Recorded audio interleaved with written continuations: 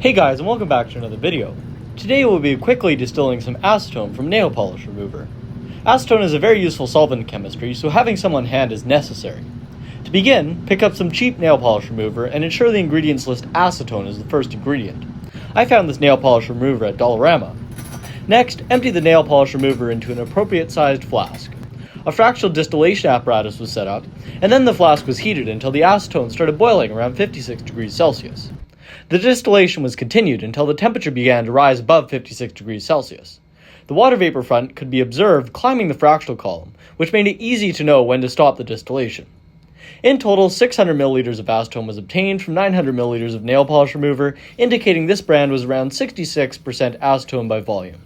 I hope you guys enjoyed, and I'll see you in a future project. Okay, bye.